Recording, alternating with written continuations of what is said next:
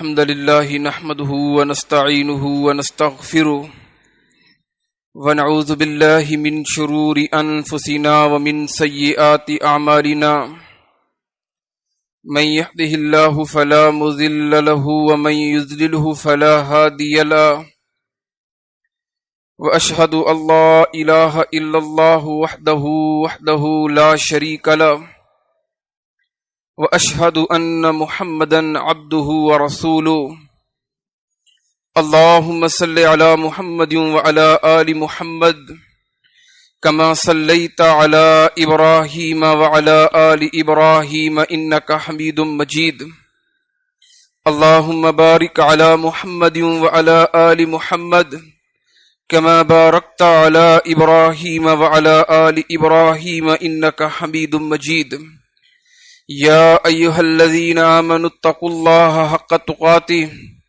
ولا تموتن إلا وأنتم مسلمون يا أيها الناس اتقوا ربكم الذي خلقكم من نفس واحدة وخلق منها زوجها وبث منهما رجالا وكثيرا يا أيها الذين آمنوا اتقوا الله حق تقاته فلا تموتن إلا وأنتم مسلمون يا أيها الناس اتقوا ربكم الذي خلقكم من نفس واحدة وخلق منها زوجها وبث منهما رجالا كثيرا ونساء واتقوا الله الذي تساءلون به والأرحام إن الله كان عليكم رقيبا قال الله عز وجل في القرآن المجيد والفرقان الحميد شهر رمضان الذي أنزل فيه القرآن هدى للناس وبينات من الهدى والفرقان قال الله عز وجل في موضع آخر يا أيها الذين آمنوا اتقوا الله ولتنظر نفس ما قدمت لغد واتقوا الله إن الله خبير بما تعملون رب اشرح لي صدري ويسر لي أمري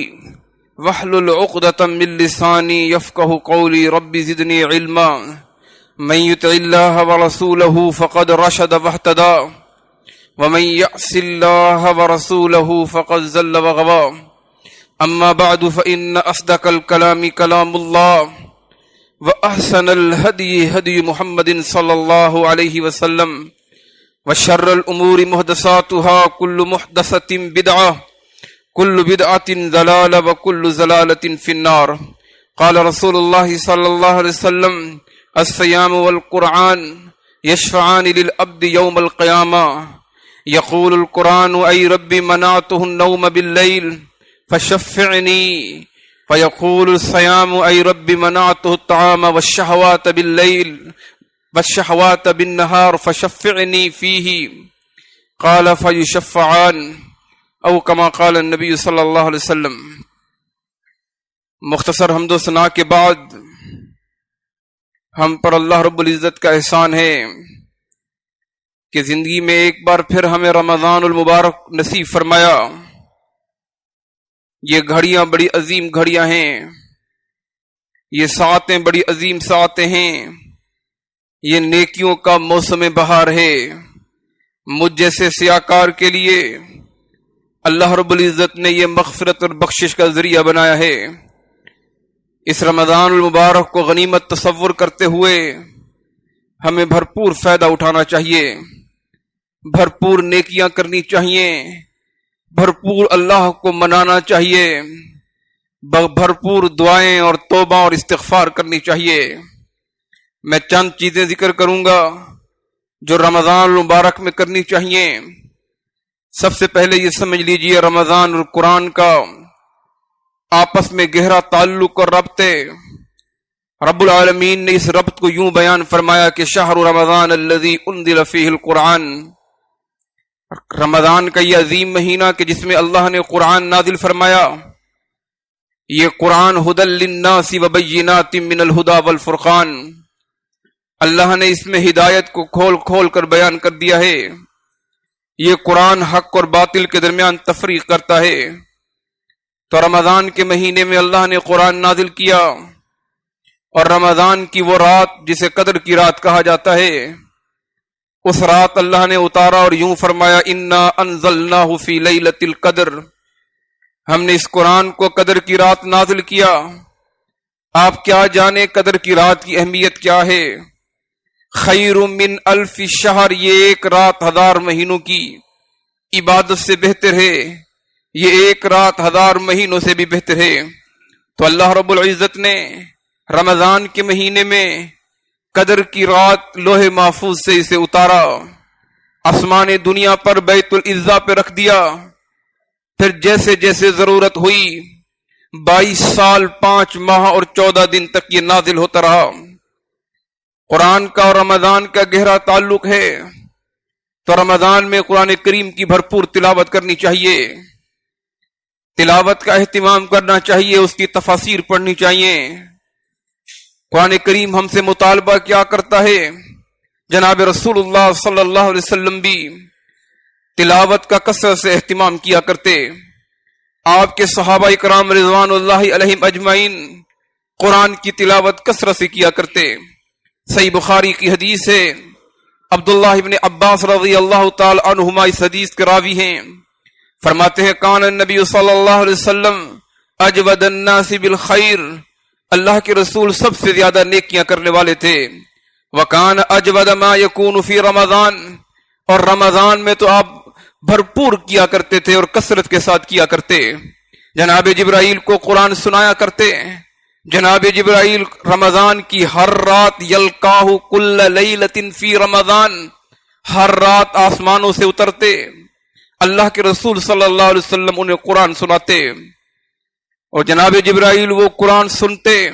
ایک حدیث میں یوں فرمایا یدارسہ، جناب جبرائیل کے ساتھ قرآن کا دور کیا کرتے۔ اللہ کے رسول صلی اللہ علیہ وسلم ہر رمضان میں ایک دفعہ سنایا کرتے۔ جب آپ کی زندگی کا آخری رمضان تھا تو جناب جبرائیل علیہ السلام کو آپ نے 2 دفعہ قرآن سنایا۔ تو قرآن کا اور رمضان کا گہرا تعلق ہے، ہمیں وقت ضائع نہیں کرنا چاہیے، بھرپور قرآن کی تلاوت کرنی چاہیے۔ قرآن بے مثال کتاب ہے، اپنی فصاحت کے لحاظ سے، اپنی بلاغت کے لحاظ سے، اپنے معانی اور مطالب کے لحاظ سے۔ رب العالمین نے یوں نقل فرمایا کل ان اجتمعت الانس والجن الا ان یأتوا بمثل هذا القرآن لا یأتون بمثلی، کہہ دیجئے سارے انسان مل جائیں، سارے جنات مل جائیں، اس جیسا قرآن لے آئے تو لا یأتون بمثلی، اس جیسا قرآن نہیں لا سکتے۔ وَلَوْ كَانَ بَعْضُهُمْ لِبَعْضٍ ظَهِيرًا، ایک دوسرے کے معاون بن جائیں، ایک دوسرے کے مددگار بن جائیں۔ جس موقع پہ نازل ہوا تھا، جس وقت نازل ہوا تھا، وہ قوم عرب کی قوم تھی، عرب میں بڑے فصیح اور بلیغ تھے، بڑے بڑے دعوے کیا کرتے، لیکن قرآن کو پڑھنے کے بعد یہ کہنے پر مجبور ہو گئے ما ہوا بکلام شاعر، یہ کسی شاعر کا کلام نہیں ہے، وما ہوا بکلام ساحر، یہ کسی جادوگر کا کلام نہیں ہے، یہ کسی انسان کا کلام نہیں ہے۔ وہ یہ کہنے پر مجبور ہو گئے کہ یہ رب العالمین کا کلام ہے۔ قرآن مجید جو پڑھتا ہے دنیا کے اندر بھی کامیابیاں نصیب ہوتی ہیں، اخروی زندگی کی بھی کامیابیاں نصیب ہوتی ہیں۔ ایسا مضبوط اور سیدھا راستہ بتاتا ہے جو سیدھا راستہ جنت کی طرف جاتا ہے۔ اللہ نے یوں فرمایا ان ھذا القرآن یہدی للتی ہی اقوم، یہ قرآن کئی لوگوں کو ہدایت عطا کر دیتا ہے، جو اسے پڑھتے ہیں، جو اس پر تفکر کرتے ہیں، جو اس پر غور و فکر کرتے ہیں، انہیں ہدایت بھی ملتی ہے۔ اور اللہ نے یوں فرمایا ان لہم اجرا کبیرا، ان کے لیے بہت بڑا اجر ہے۔ ایک اور مقام پہ یوں فرمایا قد جاءکم من اللہ نور وکتاب مبین، تمہارے پاس نور آئی، تمہارے پاس روشنی آئی، وکتاب مبین، اور واضح کتاب آئی۔ یہ قرآن روشنی ہے، یہ قرآن نور ہے۔ اللہ فرماتے ہیں یہدی بہ اللہ، اس قرآن کے ذریعے اللہ رب العزت کئی اقوام کو ہدایت دیا کرتے ہیں۔ رب العالمین شروع میں ہی فرماتے ہیں الف لام میم کے بعد ذالک الکتاب لا ریب فیہ، یہ کتاب شکوک سے، شبہات سے، ریوب سے مبرہ کتاب ہے۔ یہ کتاب متقین کے لیے ہدایت کا سرچشمہ ہے۔ یہ قرآن، اس کی حفاظت کا ذمہ بھی اللہ نے خود لیا ہے۔ فرمایا انا نحن نزلنا الذکر وانا لہ لحافظون، ارے ہم نے اسے اتارا، اور ہم ہی اس کی حفاظت کریں گے۔ قرآن کریم میں شفا ہے، اعتقادی امراض کا بھی علاج ہے، روحانی امراض کا بھی علاج ہے، جسمانی امراض کا بھی علاج ہے، دل میں بغض، کینہ اور حسد، اس کا بھی علاج ہے۔ رب العالمین یوں فرما رہے ہیں، یا ایھا الناس قد جاءتکم موعظۃ من ربکم وشفاء لما فی الصدور، اے لوگو تمہارے پاس رب کی نصیحت آئی ہے، اس نصیحت کے اندر شفا ہے، اس نصیحت کے اندر خیر ہے، اس نصیحت کے اندر تمہارے دلوں کا علاج ہے، تمہاری بیماریوں کا علاج ہے۔ وشفاء لما فی الصدور، یہ دلوں کو بھی صاف کر دیتا ہے۔ کہیں اللہ نے یوں فرمایا، قل هو للذین آمنوا ھدی وشفاء، ارے یہ کتاب ہدایت کا ذریعہ بھی ہے اور شفا کا ذریعہ بھی ہے۔ کہیں اللہ نے یوں فرمایا، وَنُنَزِّلُ مِنَ الْقُرْآنِ مَا هُوَ شِفَاء، قرآن کریم میں اللہ نے جو کچھ نازل کیا یہ شفا ہے، وَرَحْمَةٌ لِّلْمُؤْمِنِينَ، اور مؤمنین کے لیے رحمت ہے۔ قرآن پڑھا کریں، قرآن سے بیماریوں کا علاج ہوتا ہے، قرآن دلوں کے زنگ دور کرتا ہے، دلوں میں بغض و عناد کو دور کرتا ہے، قرآن پڑھنے سے سکون نصیب ہوتا ہے، قرآن پڑھنے سے اطمینان قلب نصیب ہوتا ہے۔ بڑی فضیلت ہے۔ جناب رسول اللہ صلی اللہ علیہ وسلم نے فرمایا، من قرأ حرفا بکتاب اللہ، جو قرآن کریم کا ایک حرف پڑھتا ہے، فَلَهُ بِحَسَنَةٍ، اس کو اللہ ایک نیکی عطا کرتے ہیں۔ اور یاد رکھیں، وَالْحَسَنَةُ بِعَشْرِ أَمْثَالِهَا، ایک نیکی کا اجر 10 کے گنا ملتا ہے، 10 گنا، 10 نیکیاں ملتی ہیں۔ اور یوں فرمایا، الف لام میم، یہ ایک حرف نہیں ہے بلکہ الف حرف، لام حرف ومیم حرف، الف لام میم کہا، یہ 3 حرف ہیں اور اللہ 30 نیکیاں عطا کرتے ہیں۔ رسول اللہ صلی اللہ علیہ وسلم فرماتے ہیں، خیرکم من تعلم القرآن وعلمہ، تم سے بہترین وہ ہے، سب میں سے اعلیٰ وہ ہے، سب میں سے خیر والا وہ ہے جو قرآن کو پڑھتا ہے اور پڑھاتا ہے۔ صحیح بخاری کی یوں حدیث میں فرمایا، ان افضلکم من تعلم القرآن وعلمہ، تم سے سب سے افضل وہ ہے جو قرآن پڑھے اور قرآن پڑھائے۔ لہذا خود بھی قرآن پڑھیں، اپنے بچوں کو بھی قرآن کی تلقین کریں، بالخصوص رمضان میں بھرپور تلاوتیں ہونی چاہیے، معانی اور مطالب کو سمجھنا چاہیے۔ اللہ فرماتے ان اللہ یرفع بہذا الکتاب اقواما، کہ اللہ رب العزت، رسول اللہ صلی اللہ علیہ وسلم نے فرمایا، اس کتاب کے ذریعے کئی لوگوں کو اللہ بلندیاں عطا کرتے ہیں، مقام اور مراتب عطا کرتے ہیں، وَيَضَعُ بِآخَرِينَ، اور کئی لوگوں کو اللہ ذلیل کر دیتے ہیں، جو اس سے تعلق جوڑ لیتے ہیں، جو اس سے ہدایت حاصل کرتے ہیں، جو اس سے رہنمائی حاصل کرتے ہیں، یرفع بہذا الکتاب، اللہ انہیں عزتیں عطا کرتے ہیں، اللہ انہیں بلندیاں عطا کرتے ہیں، اللہ انہیں مقام اور مراتب عطا کیا کرتے ہیں، اور جو چھوڑ لیتے ہیں اللہ رب العزت انہیں ذلیل کر دیتے ہیں۔ حافظ قرآن کی بھی بڑی اہمیت ہے۔ قرآن قیامت کا دن ہوگا، اللہ فرمائیں گے، پڑھتا جا، چڑھتا جا، اقرا ورتقی ورتل کما کنت ترتل فی الدنیا، اور جس طرح تو دنیا میں پڑھا کرتا تھا ترتیل کے ساتھ، اب تو پڑھتا جا اور چڑھتا جا۔ فإن منزلتک، تیرا مقام وہی ہے، تیرا ٹھکانہ وہی ہے، عند آخری آیا، جہاں تو رک گیا وہی تیرا مقام ہے۔ قرآن اتنی عظیم اس کی عبادت ہے، اتنا عظیم عمل ہے، کہا اللہ نے حسد کو حرام کر دیا، رشک کو اللہ نے حرام کر دیا، لیکن قرآن والے کے لیے جو قرآن پڑھتا ہے، دوسرا سنتا ہے، اس کے دل میں رشک پیدا ہوتا ہے، کاش مجھے بھی آتا، کاش میں بھی ایسے تلاوت کرتا۔ جناب رسول اللہ صلی اللہ علیہ وسلم فرماتے ہیں، لا حسد الا فی اثنتین، حسد حرام ہے، لیکن 2 چیزوں کے اندر حسد کرنا بھی جائز ہے، رشک کیا جا سکتا ہے۔ ایک وہ کہ رجل عطاہ اللہ القرآن، جسے اللہ نے قرآن دیا ہو، فَهُوَ يَقُومُ بِهِ آنَاءَ اللَّيْلِ، راتوں کو بھی اٹھ کے قرآن پڑھتا ہے، وَآنَاءَ النَّهَارِ، دن کو بھی پڑھا کرتا ہے۔ بندے کے دل میں خواہش پیدا ہوتی ہے، اسے اتنا قرآن یاد ہے، اتنا اچھا پڑھتا ہے، اتنی بہترین آواز میں پڑھتا ہے، اتنے لمبے لمبے قیام کرتا ہے، کاش کہ مجھے بھی آتا، میں بھی رات کو اٹھ کے لمبے لمبے قیام کرتا۔ کہا وَرَجُلٌ عَطَاهُ اللَّهُ مَالًا، دوسرا وہ انسان کہ جسے اللہ نے مال دیا ہے، جسے اللہ نے دولت دی ہے، فَهُوَ يُنْفِقُهُ بِآنَاءِ اللَّيْلِ وَآنَاءِ النَّهَارِ، وہ اللہ کا مال دن کو بھی خرچ کرتا ہے، وہ رات کو بھی خرچ کرتا ہے۔ دوسرا بندہ کہتا ہے کاش میرے پاس بھی اتنا زیادہ ہوتا اور میں بھی اللہ کے راستے میں لٹاتا، دن کو بھی لٹاتا، رات کو بھی لٹاتا۔ تو بتائیے قرآن پڑھنا اور پڑھانا کتنا بڑا اجر ہے۔ جناب رسول اللہ صلی اللہ علیہ وسلم فرماتے ہیں الصیام والقرآن یشفعان للعبد یوم القیامہ، دو چیزوں کو اللہ زبان دیں گے، دو چیزیں بولیں گی، ایک قرآن بولے گا، دوسرا رمضان روزہ بولے گا۔ قرآن کہے گا اللہ منعتہ النوم باللیل، یہ راتوں کو جاگا کرتا تھا، میری تلاوت کیا کرتا تھا، فشفعنی فیہ، اللہ میری سفارش قبول فرما۔ روزہ کہے گا اللہ منعتہ الطعام والشہوات بالنہار، یہ میرے لیے بھوکا رہا، میرے لیے پیاسا رہا، میرے لیے شہوات کو چھوڑا، فشفعنی فیہ، اللہ میری سفارش قبول فرما۔ حدیث میں آتا ہے یہ دونوں سفارش کریں گے، فیشفعان، اللہ ان دونوں کی سفارش کو قبول کر لیں گے۔ یہ عظیم سفارش ہے۔ اس موقع پر جب بندے کو ایک ایک نیکی کی ضرورت ہوگی، میزان کا فیصلہ قائم کیا جائے گا، رسول اللہ صلی اللہ علیہ وسلم فرماتے ہیں نیکی اور بدیوں کو تولا جا رہا ہوگا، ایک ایک نیکی کی ضرورت ہوگی، اور موازین اتنا سخت ہوگا، اتنا ٹائٹ اور اتنا مضبوط ہوگا کہ من رجحت حسناتہ علی سیئاتہ مثقال الصواب دخل الجنہ، اور جس کی نیکیاں گناہوں پر جون کے انڈے کی طرح بڑھ گئیں، داخل الجنہ، یہ انسان جنت میں جائے گا۔ ترازو کے دو پہلو ہیں، ایک میں نیکی تولی جا رہی ہے، دوسرے میں بدی تولی جا رہی ہے۔ نیکی اتنی بڑھ گئی جتنا جون کا انڈا ہوتا ہے، اور جون کے انڈے کا کوئی وزن نہیں ہوتا۔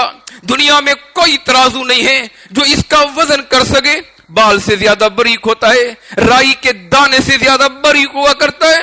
اگر اتنی بھی نیکیاں بڑھ جائیں داخل الجنہ، یہ انسان جنت میں چلا جائے گا، اور اگر اتنے ہی گناہ بڑھ جائیں، اتنی ہی نیکیاں کم ہو جائیں، داخل النار، یہ انسان جہنم کے اندر چلا جائے گا۔ اللہ اکبر کبیرہ، کتنی خوفناک حقیقت ہے۔ اتنے میں ایک آواز آئے گی کہ منعتہ النوم باللیل، یہ راتوں کو جاگا کرتا تھا۔ یہ آواز کس کی ہوگی؟ قرآن کریم کی ہوگی۔ یہ مجھے پڑھتا تھا، یہ میری تلاوت کیا کرتا تھا، یہ لمبے لمبے قیام کیا کرتا تھا۔ منعتہ النوم باللیل میں نکتہ ہے کہ رات کی عبادت اللہ کو بڑی پسند ہے۔ چھپ کر عبادت کرنا، تنہائیوں میں عبادت کرنا، رات کے اندھیروں میں عبادت کرنا، اللہ کے سامنے جس میں اخلاص بھی زیادہ ہوتا ہے۔ کہا اللہ یہ راتوں کو عبادت کیا کرتا تھا، راتوں کی عبادت اللہ کو بڑی پیاری ہے۔ نبی علیہ السلام نے فرمایا ثلاثۃ یضحک اللہ، تین بندے ایسے ہیں جنہیں دیکھ کر اللہ مسکراتا ہے۔ ان میں سے ایک یہ بندہ جو رات کو عبادت کرتا ہے اور لمبی عبادت کرتا رہتا ہے، جب تک عبادت کرتا ہے، جب تک قرآن کی تلاوت کرتا رہتا ہے، یضحک اللہ، میرا اللہ مسکراتا رہتا ہے۔ یہ اللہ کا ضحک، یہ اللہ کا مسکرانا، یہ اللہ کی رضا کی دلیل ہے۔ جو راتوں کو اٹھ کے اللہ کو منایا کرتے ہیں وہ عظیم لوگ ہیں، اور رمضان کی گھڑیاں بڑی عظیم گھڑیاں ہیں۔ راتوں کو اٹھ کر اللہ کو مناؤ، اللہ کے سامنے روئیں، اللہ کے سامنے آنکھوں سے آنسو نکلے۔ اللہ کی قسم آنسو کا قطرہ بعد میں گرتا ہے، میرا اللہ پہلے مان جاتا ہے، میرا اللہ پہلے قبول کر لیتا ہے، میرا اللہ جنت پہلے تیار کر لیتا ہے۔ کتنی حدیثیں رسول اللہ صلی اللہ علیہ وسلم فرماتے ہیں تین آنکھیں جہنم کی آگ نہیں دیکھیں گی۔ ایک وہ آنکھ عین بکت فی سبیل اللہ، جو اللہ کے لیے رو پڑتی ہے، جو اللہ کے لیے بہ پڑتی ہے۔ رسول اللہ صلی اللہ علیہ وسلم کی حدیث ہے رجل ذکر اللہ خالیا ففاضت عینا، اور جو علیحدگی میں رو دیا، آنکھوں سے آنسو بہ پڑے، قیامت کا دن ہوگا اللہ اسے اپنے عرش کا سایہ عطا فرمائیں گے۔ اللہ کا ضحک، بات یہاں سے نکلی کہ اللہ کا ہنسنا یہ اللہ کی رضا کی دلیل ہے۔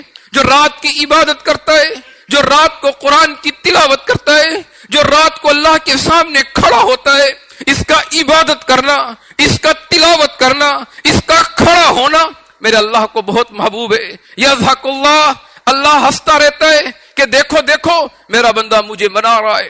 نبی علیہ الصلوۃ والسلام نے ایک صحابی حضرت طلحہ کا جنازہ پڑھایا اور جنازے کے اندر دعا کی، اللہم القی طلحہ وہو یضحک الیک وانت تضحک الیہ، اللہ یہ طلحہ تیرے پاس آ رہا ہے۔ اللہ طلحہ کی روح پرواز ہو چکی ہے، اللہ طلحہ جب تیرے پاس آئے تو طلحہ کو دیکھ کے ہنس جانا، اور طلحہ تجھے دیکھ کے ہنس جائے، تو یہ ضحک یہ اللہ کی رضا کی دلیل ہے۔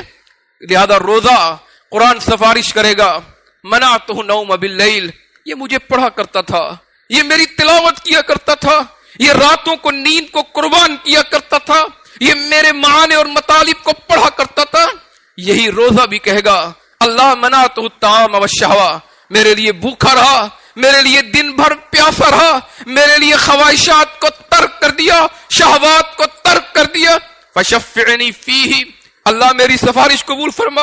موازین قائم ہے، ایک ایک نیکی کی ضرورت ہے، ایک ایک نیکی کی طلب ہے، اتنے میں قرآن بھی سفارش کر رہا ہے، اتنے میں روزہ بھی سفارش کر رہا ہے، بلکہ ایک روایت نے یوں فرمایا تہا جان صورتیں آئیں گی، صورتیں سفارش کریں گی، دو صورتوں کے بارے میں کہا، سورہ بقرہ آئے گی، سورہ آل عمران آئے گی، سفارش کرے گی، کہیں سورہ نساء کا بھی ذکر کیا، حتیٰ کہ آیتوں کا بھی ذکر کیا کہ سورہ ملک کی 30 آیتیں آئیں گی، سورہ بقرہ کی آخری 2 آیتیں آئیں گی، وہ آ کر سفارش کریں گی اپنے پڑھنے والے کے لیے۔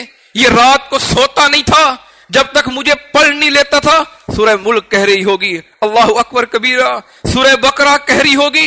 نبی علیہ السلام نے فرمایا اقرأوا القرآن، اور لوگوں قرآن کی تلاوت کیا کرو، فإنه یأتی یوم القیامہ شفیعا لأصحابی، قیامت کا دن ہوگا یہ اپنے پڑھنے والے کے لیے سفارش کرے گا۔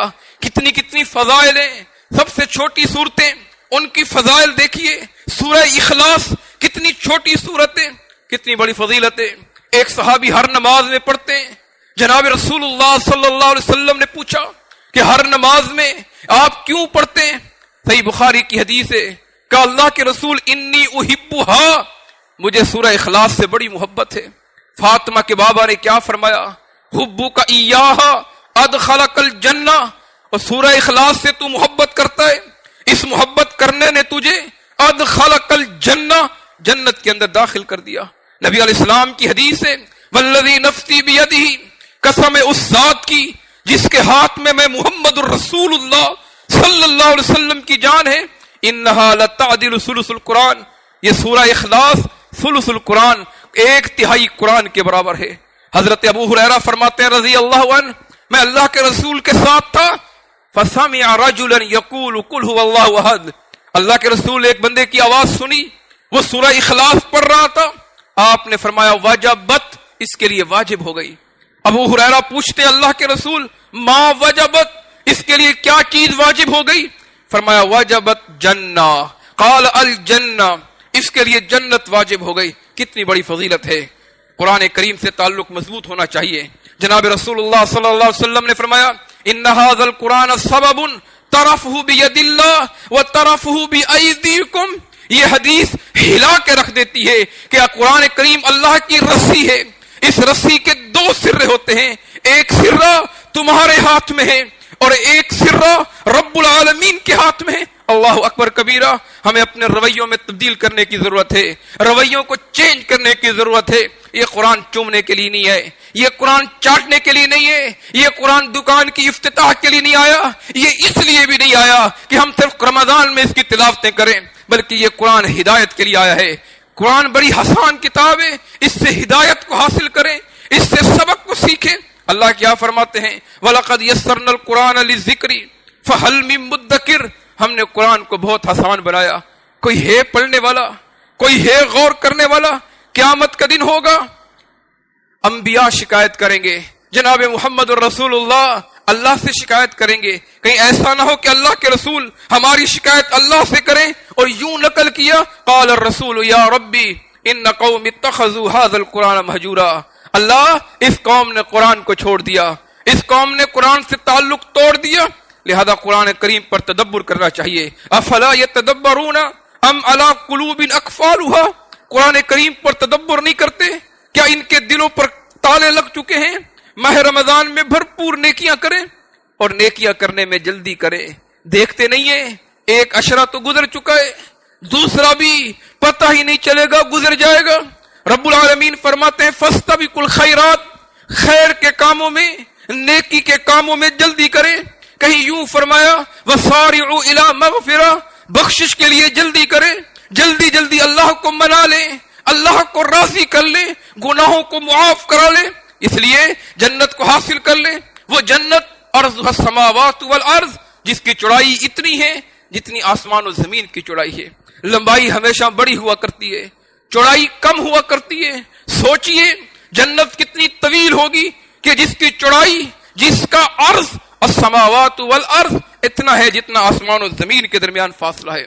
اللہ کے رسول فرمایا کرتے تھے بادر بالاعمال فتنا، نیکیاں کرنے میں جلدی کرو، آئندہ کے دن بڑے مشکل ہیں، کا قطع اللیل المظلمہ، اتنا مشکل ہیں جیسے اندھیری رات ہوا کرتی ہے۔ یصبح الرجل، ایک وقت آئے گا، یصبح الرجل مسلما ویمسی کافر، ایک انسان صبح کو مسلمان ہوگا تو شام کو کافر بن جائے گا، شام کو کافر ہوگا تو صبح کو مسلمان بن جائے گا۔ یبیع دینہ بعرض من الدنیا، اپنے دین کا سودا کر دے گا، بعرض من الدنیا، دنیا کے چند ٹکوں کے عوض۔ بادر بالاعمال، نیکیاں کرنے میں جلدی کرو، اللہ کو منا لو۔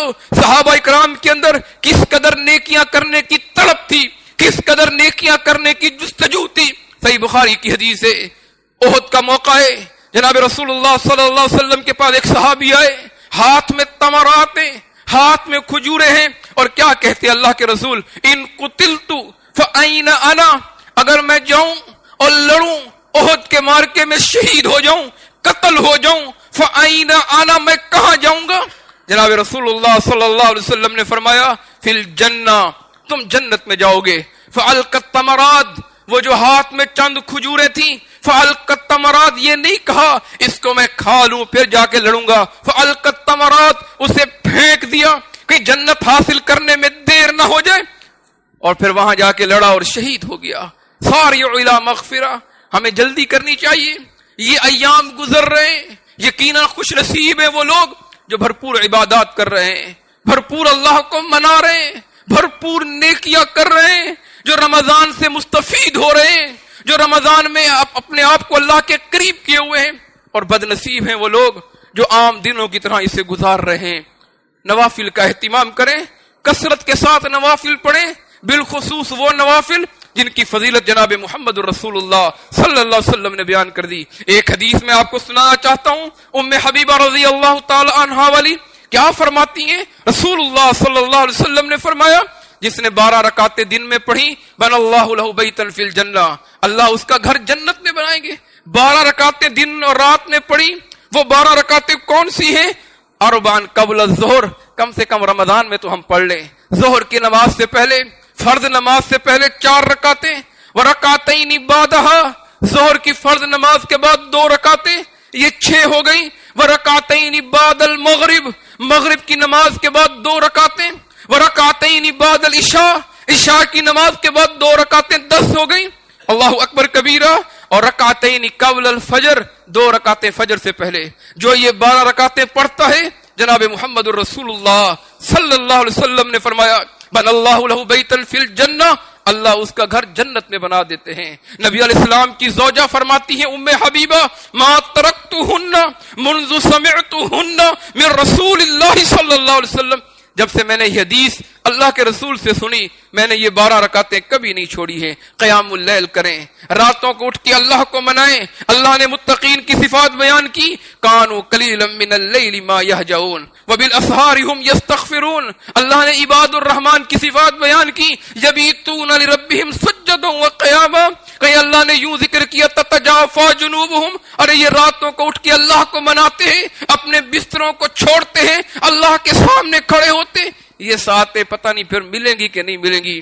اور کتنے لوگ پچھلے سال ہمارے ساتھ تھے، شکلیں آپ کے ذہن میں بھی ہوں گی، شکلیں میرے ذہن میں بھی ہوں گی، ہمارے ساتھ روزے رکھے، ہمارے ساتھ قیام اللیل کیا، آج وہ ہم میں سے نہیں ہیں۔ معلوم نہیں کہ ہمیں دوبارہ رمضان ملے کہ نہیں ملے۔ اللہ کو منا لیں، اللہ کو راضی کر لیں، اللہ کے سامنے گڑ گڑا لیں، اپنے گناہوں کی معافی طلب کر لیں، اللہ کے سامنے رو جائیں کہ اللہ ہماری مغفرت کا اعلان کر دے کہ ہر افطاری کے ٹائم وَلِلَّهِ اُتَقَا عِنْدَ كُلِّ فِطْرٍ، اللہ کئی لوگوں کو جہنم سے آزاد کر دیتے ہیں، اللہ ہمیں بھی جہنم سے آزاد کر دے۔ اس سے بڑی کامیابی کیا ہو سکتی ہے؟ ایک انسان جہنم سے بچ جائے اور جنت میں داخل ہو جائے۔ بھرپور دعائیں بھی کیا کریں، دعوت الصائم لا ترد، روزے دار جب دعا کرتا ہے، روزے کی حالت میں دعا کرتا ہے، دعوت الصائم، اللہ اس کی دعا رد نہیں کرتے۔ اللہ اس کی دعا رد نہیں کرتے. یہ دعا صلاح المومن. ہم فقیر ہیں. انتم الفقراء الی اللہ. اللہ کیا فرماتے ہیں؟ تم فقیر ہو. واللہ الغنی الحمید. ہم اللہ غنی ہے, اللہ طاقتور ہے, ہم منگتے ہیں, اللہ دینے والا ہے. دعائیں کریں, اللہ رب العزت سے دعائیں کریں. یہ دعا صلاح المؤمن, مومن کا ہتھیار ہے. یہ دعا مخ العبادہ, عبادت کا مغز ہے. دیکھیں پوری نماز ہم پڑھتے ہیں دعا پر محیط ہے. قرآن کا آغاز بھی دعا ہے, قرآن کا اختتام بھی دعا ہے. اللہ رب العزت کیا فرماتے ہیں؟ وقال ربکم ادعونی استجب لکم. تمہارا رب کہتا ہے مجھ سے دعائیں کریں. پھر رمضان کے مہینے میں کوشش کریں اپنے آپ کو تبدیل کرنے کی. اگر تبدیل کر لیا تو سمجھ لیجیے آپ کے معاملات قبول ہو گئے. اگر تبدیل نہیں کیا, اگر چینج نہیں کیا تو سمجھ لیں آپ ویسے کے ویسے, ہم ویسے کے ویسے کورے کے کورے رہ گئے. تو اپنے آپ کو تبدیل کریں, تقوی اور للہیت کو پیدا کریں, گناہوں کو ترک کریں. جناب رسول اللہ صلی اللہ علیہ وسلم فرماتے ہیں من لم یدع قول الزور والعمل. جو گناہ کو نہیں چھوڑتا, رمضان میں جھوٹ کو نہیں چھوڑتا, دھوکے کو نہیں چھوڑتا, فلیس للہ حاجہ. اللہ کو ضرورت نہیں ہے ان یدع طعامہ و شرابہ, کہ وہ کھانے اور پینے کو چھوڑ دے. لہذا گناہوں کو بھی ترک کریں, فسق و فجور کو بھی ترک کریں, اپنے آپ کو تبدیل کریں, اپنا احتساب کریں. رمضان حساب کا مہینہ ہے. اپنا احتساب کریں کہ پورا سال کتنے گناہ کیے, کتنی اللہ کی بغاوت کی. میں اپنی بہنوں سے بھی کہنا چاہتا ہوں کہ انما الشقائق, جو مسائل ہم نے بیان کیے جو مردوں کے لیے ہیں اسلام میں, اللہ کے رسول نے فرمایا انما النساء شقائق الرجال. یہی مسائل خواتین کے لیے بھی ہیں. بلکہ روزے کا ثواب اللہ رب العزت نے زیادہ رکھا ہے خواتین کے لیے. اللہ نے جنت کو خواتین کے لیے سہل بنایا, حسان بنایا. اور کیا فرمایا؟ جو خاتون یہ 5 کام کر لے, جنت کے 8 دروازے اس کے لیے کھول دیے جاتے ہیں. صلت خمسہا, 5 ٹائم کی نماز پڑھ لے. صامت شہرہا, رمضان کے روزے رکھ لے. حفظت فرجہا, اپنی عزت کی حفاظت کر لے. اطاعت بالہا, اپنے شوہر کی اطاعت کر لے. اگر اللہ نے مال دیا ہے عدت زکاتہا, اس کی زکات ادا کر لے. جب یہ 5 کام کر لیتی ہے, اللہ کا فرشتہ اس کے لیے جنت کے 8 دروازے کھول دیتے ہیں. اور کیا کہتے ہیں؟ تدخلی ما شئتی, تیری مرضی, جس دروازے سے چاہے تو داخل ہو جا. تو لہذا خواتین کو بھی چاہیے کہ بھرپور عبادت کریں, بھرپور اپنے ٹائم پکانے اور کھانے میں مت ضائع کریں, بلکہ ریلیف دینے چاہیے مرد حضرات کو بھی, تاکہ وہ بھی اللہ کی عبادت کر سکیں, تاکہ وہ بھی قرآن کی تلاوت کر سکیں, تاکہ وہ بھی قیام اللیل کر سکیں. یہ دن ہمیں ایسے صرف نہیں کرنے چاہیے. اللہ سے دعا کریں اللہ ہمیں بھرپور عبادت کی توفیق عطا فرمائے. جو عبادت کریں اللہ اسے قبول بھی کر لے. اللہ ہماری گردنوں کو جہنم سے آزاد کر لے. اقول قولی ھذا استغفر اللہ لی ولکم ولسائر المسلمین.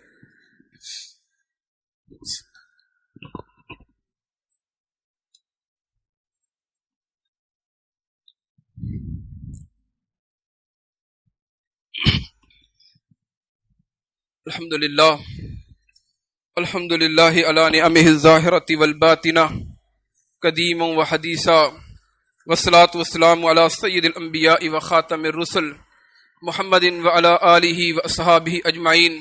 ربنا آتنا فی الدنیا حسنہ وفی الآخرۃ حسنہ وقنا عذاب النار. ربنا ظلمنا انفسنا وان لم تغفر لنا وترحمنا لنکونن من الخاسرین. اللهم انا نسألك العفو والعافية في الدنيا والآخرة رب اغفر لي ولوالدي وللمؤمنين يوم يقوم الحساب. کچھ بیمار ہیں ان کے لیے دعاؤں کی درخواست ہے کہ اللہ انہیں صحت عطا فرمائے. ریاض احمد صاحب کو فالج ہوا ہے, دعا ہے کہ اللہ انہیں صحت کاملہ عاجل نصیب فرمائے. ہماری دارالسلام مسجد کے صدر ناصر جم کے ان کا انتقال ہو گیا ہے, دعا کریں کہ اللہ رب العزت ان کی مغفرت فرمائے, ان کی سیئات سے درگزر فرمائے. اسی طرح جو بیمار ہیں اللہ سب کو صحت کاملہ عاجلہ تامہ عطا فرمائے. ربنا آتنا فی الدنیا حسنہ وفی الآخرۃ حسنہ وقنا عذاب النار. ربنا ظلمنا انفسنا وان لم تغفر لنا وترحمنا لنكونن من الخاسرین. اللهم انا نسألك العفو والعافیة فی الدنیا والآخرة. اللهم انا نسألك الجنة الفردوس. اللهم انا نعوذ بك من عذاب القبر وعذاب النار. اللهم انا نعوذ بك من فتنة مسیح الدجال. اللهم إنا نعوذ بك من المأثم والمغرم اللهم إنا نعوذ بك من الجبن وذلع الدين وغلبة الرجال اللهم إنا نسألك الجنة الفردوس اللهم إنا نسألك الجنة الفردوس اللهم إنا نسألك الجنة الفردوس اللهم إنا نعوذ بك من عذاب جهنم اللهم إنا نعوذ بك من عذاب جهنم اللهم إنا نعوذ بك من عذاب جهنم رب اغفر لي ولوالدي وللمؤمنين يوم يقوم الحساب رب ارحمهما كما ربياني صغيرا